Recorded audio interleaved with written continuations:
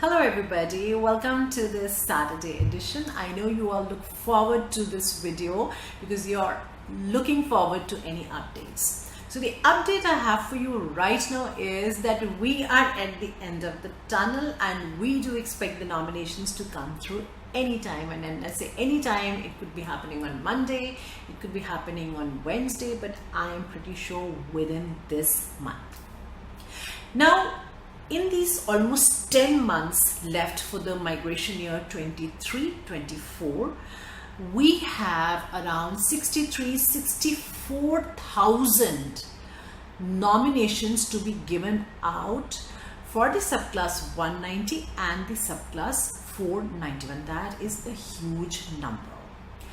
With the Australian Immigration Department's consistent stress on skilled migrants coming from overseas playing a very pivotal role in the growth of Australian economy, we expect the eligibility criteria for the occupations to remain at the base level, that is 65 points and 6 bands in each section with no additional experience. So anybody who's looking at a 491 nomination should not really worry about raising their points. I've seen a lot of clients trying to take naughty, trying to do all sorts of things to take up the score, a little realizing that somebody with just 65 points and 6 bands is just good to go.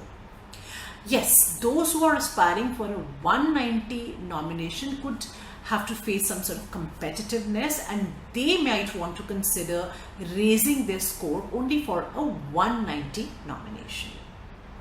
Now, with the nominations heading closer to us, what I do want you to keep in mind is please make sure that your UIs are absolutely updated.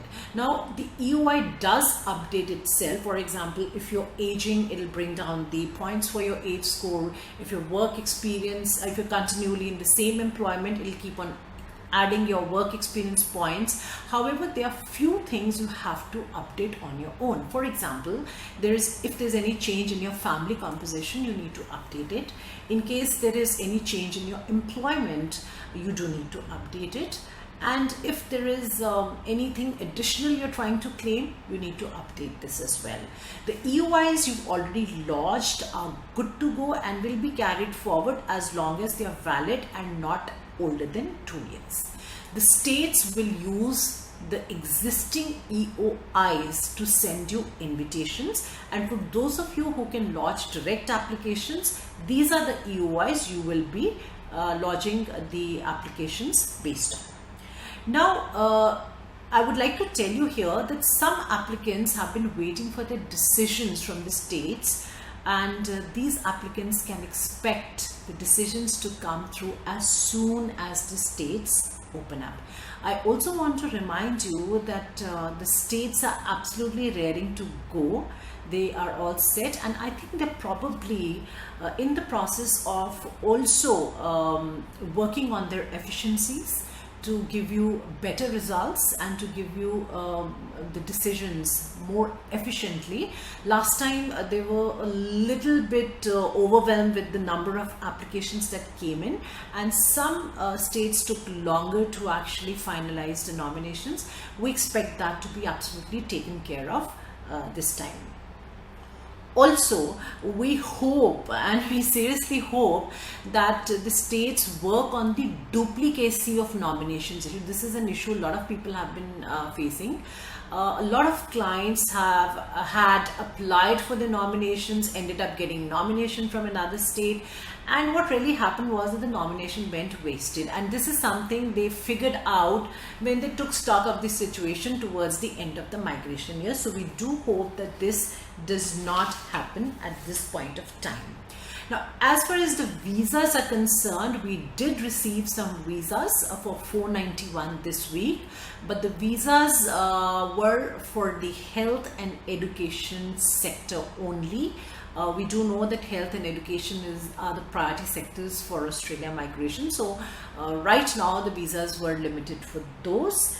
And what else I can talk about? Yes, I do expect and I do hope that the states accommodate more occupations, especially the state of NSW, where one can put up a direct application. Now, some occupations such as the private tutors, the retail buyers, and some other occupations were literally left unattended. I would say a handful of nominations were given for these occupations. I do hope that since these are STSOL occupations, these will be given invitation in the year 23-24.